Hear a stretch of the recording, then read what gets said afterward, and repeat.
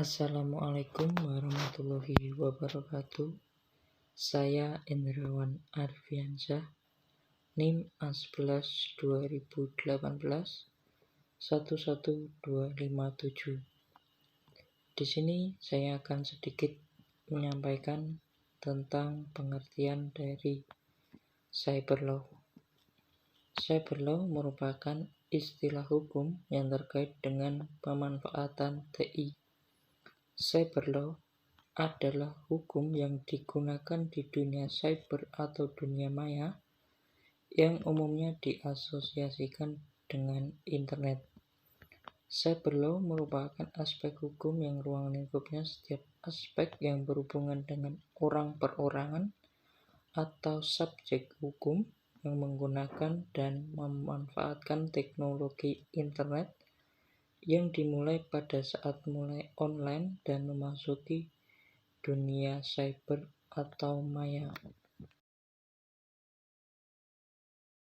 Latar belakang cyber law.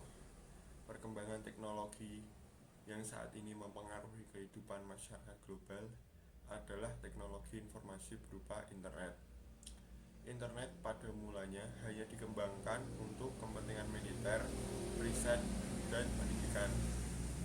Saat ini, internet membentuk masyarakat dengan kebudayaan baru.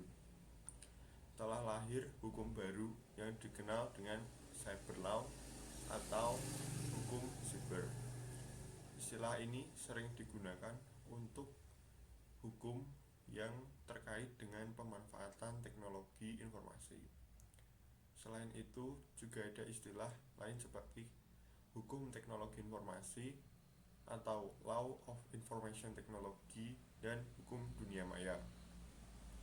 Cyber law ini bertumbuh pada disiplin ilmu hukum yang terdahulu antara lain haki, hukum perdata, dan hukum perdata internasional.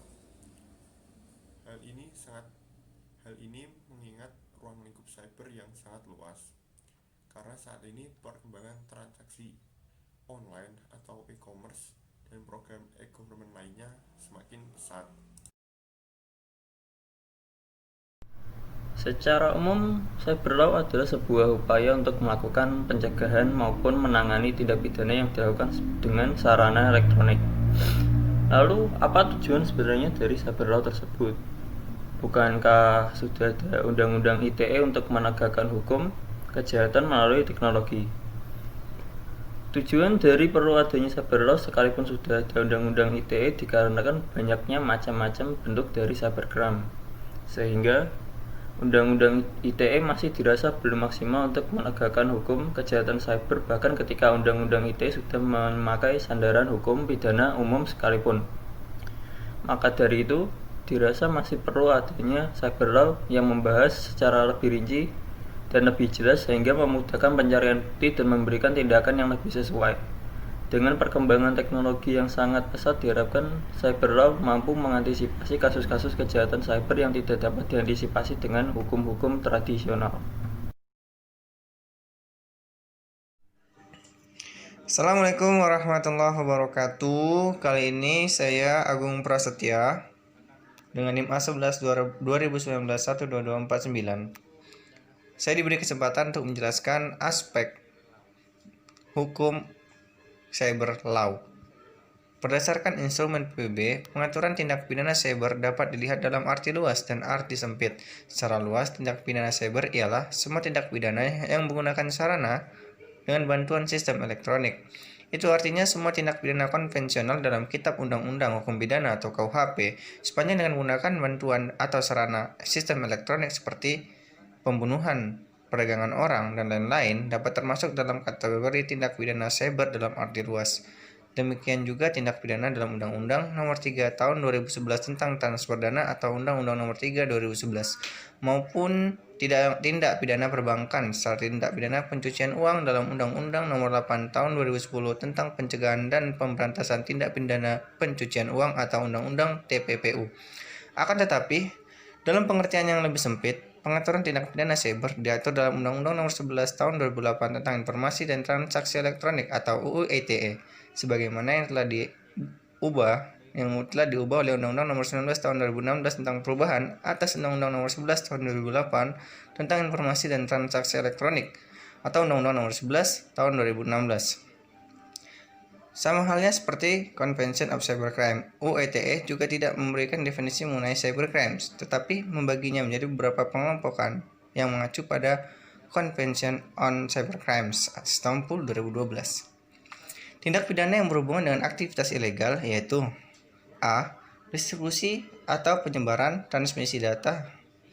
Transmisi dapat diaksesnya konten ilegal yang terdiri dari yang pertama, kesusilaan, pasal 27 ayat 1 Undang-Undang ITE, perjudian, pasal 27 ayat 2 UU ITE, penghinaan dan pencemaran nama baik, pasal 27 ayat 3 UU ITE, pemerasan dan atau pengancaman, pasal 27 ayat 4 UU ITE, berita bohong yang menyesatkan dan merugikan konsumen, pasal 28 ayat 1 UU ITE, menimbulkan rasa kebencian berdasarkan sara, pasal 28 ayat 2 UU ITE, mengirimkan informasi yang berisi ancaman, kekerasan atau menakut-nakuti yang ditujukan secara pribadi atau pasal 29 UU ITE. Yang B, dengan cara apapun melakukan akses ilegal, pasal 30 UU ITE. Intersepsi atau penyadapan ilegal terhadap informasi dan dokumen elektronik dan sistem elektronik, pasal 31 Undang-Undang Nomor 19 2016. 2. Tindak pidana yang berhubungan dengan gangguan interferensi, yaitu A. Gangguan terhadap informasi dan dokumen elektronik. Yang B. Gangguan terhadap sistem elektronik. Ketiga, tindak pidana memfasilitasi perbuatan yang dilarang, pasal 34 UU ITE. Tindak pidana pemalsuan informasi atau dokumen elektronik, pasal 35 UU ITE. Yang kelima, tindak pidana tambahan atau aksesorir, pasal 36 UU ITE. Dan yang terakhir, perberatan terhadap ancaman pidana, pasal 52 UU ITE. Sekian hukum-hukum pada cyber law yang berlaku di Indonesia. Sekian dari saya, akan dilanjutkan oleh teman saya. Assalamualaikum. Halo, perkenalkan nama saya Arfi Hasmati Asra. Saya mahasiswa di jurusan Teknik Informatika di Fakultas Ilmu Komputer Universitas Yunus Wantoro. Kali ini saya akan membahas lembaga apa saja sih yang membantu menegakkan cyber law. Yang pertama, mungkin lembaga ini sering kita dengar di media sosial atau berita konvensional lainnya, yaitu Kemenkominfo. Nah, Kemenkominfo ini sebelumnya bernama Departemen Penerangan pada 1945 sampai 1999.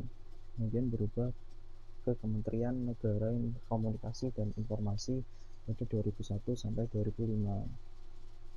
Kominfo ini adalah kementerian dalam Indonesia yang membidangi urusan tersebut, yaitu komunikasi dan informatika tadi. Tugasnya menyelenggarakan urusan pemerintah di bidang komunikasi dan informatika untuk membantu presiden dalam menyelenggarakan pemerintah dan negara, serta berfungsi merumuskan dan menetapkan kebijakan di bidang pengelolaan sumber daya dan perangkat pos dan informatika, penata kelolaan aplikasi informatika, pengelolaan informasi dan komunikasi publik. Lalu berikutnya, Badan Siber dan Sandi Negara. Badan Siber dan Sandi Negara ini mempunyai tugas melaksanakan keamanan cyber secara efektif dan efisien dengan memanfaatkan, mengembangkan, dan mengonsolidasikan atau memperkuat semua unsur yang terkait dengan keamanan cyber, melaksanakan dan menyusun kebijakan teknis di bidang identifikasi, deteksi, proteksi, penanggulangan, pemulihan, pemantauan, evaluasi, pengendalian, proteksi e-commerce, persandian, penapisan, diplomasi cyber, pusat manajemen krisis cyber, pusat kontak cyber, sentra disinformasi dan dukungan mitigasi, serta pemulihan penanggulangan kerentanan insiden atau serangan cyber. Berikutnya ada Direktorat Tindak Pidana Cyber dari Bareskrim Polri. Secara umum, di Cyber ini menangani dua kelompok kejahatan, yaitu yang pertama computer crime dan computer related crime. Computer crime adalah kelompok kejahatan cyber yang menggunakan komputer sebagai alat utama. Bentuk kejahatannya adalah peretasan sistem elektronik atau yang biasa sering kita kenal itu hacking, intersepsi ilegal atau illegal interception, pengubah tampilan situs web, web defacement, gangguan sistem interference, dan manipulasi data atau data manipulation. Selanjutnya, yang kedua tadi ada computer related crime adalah kejahatan cyber yang menggunakan komputer sebagai alat bantu. Sebagai contoh seperti pornografi dalam jaringan atau online pornografi, perjudian dalam jaringan online gamble, pencemaran nama baik online defamation, pemerasan dalam jaringan online extortion, penipuan dalam jaringan online fraud, ujaran kebencian hate speech, pengancaman dalam jaringan online threat, akses illegal access, dan pencurian data. Nah, seperti itu lembaga yang membantu menegakkan cyber law. Saya Riza Zamzami akan membahas tentang ruang lingkup cyber law. Pembahasan mengenai ruang lingkup cyber law dimaksudkan sebagai inventarisasi atas persoalan-persoalan atau aspek-aspek hukum yang diperkirakan berkaitan dengan pemanfaatan internet.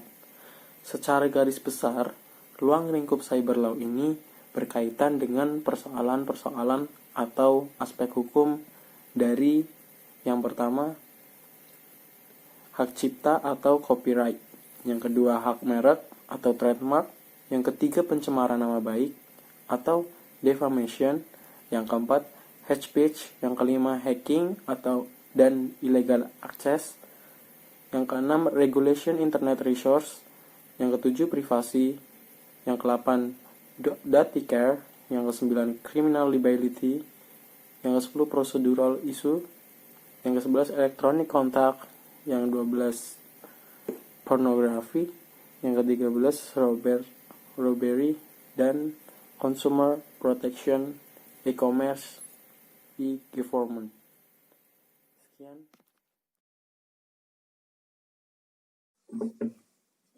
Ya, perkenalkan, nama saya Gilang Yuda Pratama, NIM A11 2019 11966, ingin menjelaskan sedikit tentang peran mahasiswa dalam penegakan cyber law.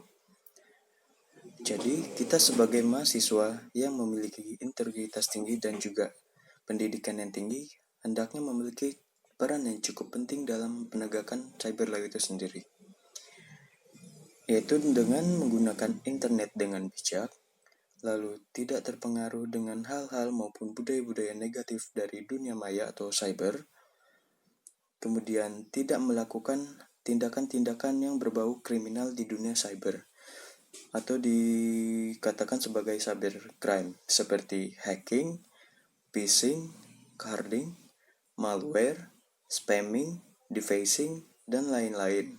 Serta alangkah lebih baiknya kita sering-sering mengikuti sosialisasi tentang yang berkaitan dengan dunia cyber maupun hukum cyber itu sendiri atau cyber law itu sendiri. Sekian, terima kasih.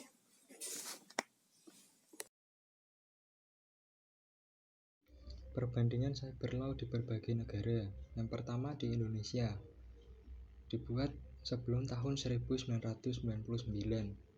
Fokus utama waktu itu pada payung hukum mengenai transaksi elektronik. Nama dari RUU ini berubah dari pemanfaatan teknologi informasi menjadi transaksi elektronik dan akhirnya menjadi UU Informasi dan Transaksi Elektronik. Yang kedua, Malaysia. Digital Signature Act dibuat tahun 1997. Merupakan cyber law pertama yang disahkan oleh Parlemen Malaysia.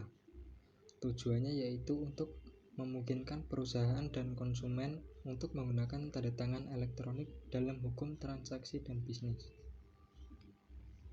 Singapura, The Electronic Transaction Act telah ada sejak 10 Juli 1998 untuk menciptakan kerangka yang sah tentang undang-undang untuk transaksi elektronik di Singapura. Cakupan dari undang-undang ini yaitu tentang kontrak elektronik, kewajiban penyedia jasa jaringan, dan tanda tangan arsip elektronik. Lalu yang keempat yaitu Vietnam. Cybercrime penggunaan nama domain dan kontrak elektronik di Vietnam sudah ditetapkan oleh pemerintah Vietnam. Sedangkan untuk masalah perlindungan konsumen, privasi, spam, muatan online, digital copyright, dan online dispute resolution belum mendapat perhatian dari pemerintah, sehingga belum ada rancangannya. Lalu yang terakhir di Amerika Serikat, dikenal dengan Uniform Electronic Transaction Act atau UETA, diusulkan oleh National Conference Act, diusulkan oleh National Conference of Commissioners of Uniform State Laws atau NCC-USL, mengatur tentang penggunaan dokumen elektronik dan tanda tangan elektronik. Di pasal 7 memberikan pengakuan legal untuk dokumen elektronik, tanda tangan elektronik, dan kontrak elektronik. Di pasal 8 mengatur informasi dan dokumen yang disajikan untuk semua pihak. Lalu di pasal 9 mengatur atribusi dan pengaruh dokumen elektronik dan tanda tangan elektronik. Assalamualaikum warahmatullahi wabarakatuh. Perkenalkan, nama saya Raffi Aditya Sunoaji, NIM A11 2019 116666. Sekarang saya menjelaskan tentang contoh saksi yang dikenakan untuk para pelanggar cyber law. Untuk contoh kali ini saya pakai yaitu sanksi hukum pidana UU ITE terkait hacking ya. Yang pertama ada phishing. Phishing adalah suatu metode untuk melakukan penipuan dengan mengelabui target dengan maksud untuk mencuri akun target. Yang melakukan phishing akan dikenakan pasal 27 UU ITE tahun 2008 yang berbunyi, setiap orang dengan sengaja dan tanpa hak mendistribusikan dan atau mentransmisikan dan atau membuat dapat diaksesnya informasi elektronik dan atau dokumen elektronik yang memiliki muatan yang melanggar kesusilaan, ancaman pidana pasal 45 ayat 1 KUHP, pidana penjara paling lama 6 tahun atau denda paling banyak di 1 miliar rupiah. Kemudian ada deface. Deface adalah teknik mengganti atau menyisipkan file pada server. Teknik ini biasa dapat dilakukan karena terdapat lubang pada sistem security yang ada di dalam sebuah aplikasi. Hal ini bertujuan untuk melakukan perubahan tampilan pada aplikasi atau website korban dengan tampilan yang dimiliki oleh defacer. Untuk yang melakukan pelanggaran defacer ini dikenakan sanksi pada pasal 30. Salah satunya yaitu setiap orang dengan sengaja dan tanpa hak atau melawan hukum mengakses komputer dan atau sistem elektronik milik orang lain dengan cara apapun akan dipidana dengan pidana penjara paling lama 6 tahun atau paling banyak 600 juta rupiah. Sekian informasi yang bisa saya sampaikan. Mohon maaf atas kekurangannya. Terima kasih. Wassalamualaikum warahmatullahi wabarakatuh.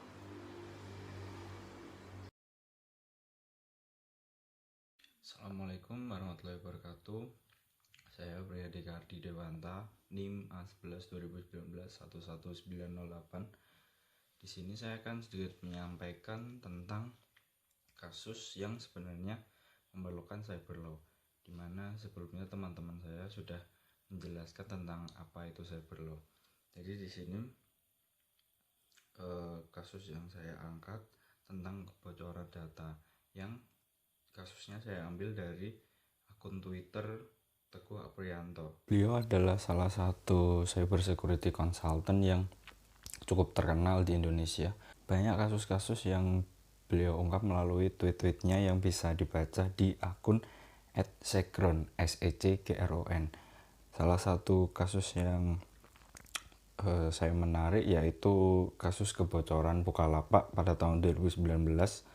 Ada 13 juta data pengguna Bukalapak yang dijual seharga 1.350 atau secara 19,9 juta rupiah di dark web, yang dimana isinya adalah data yang bocor yaitu nama lengkap, email, username, password hash, IP, dan lain-lain.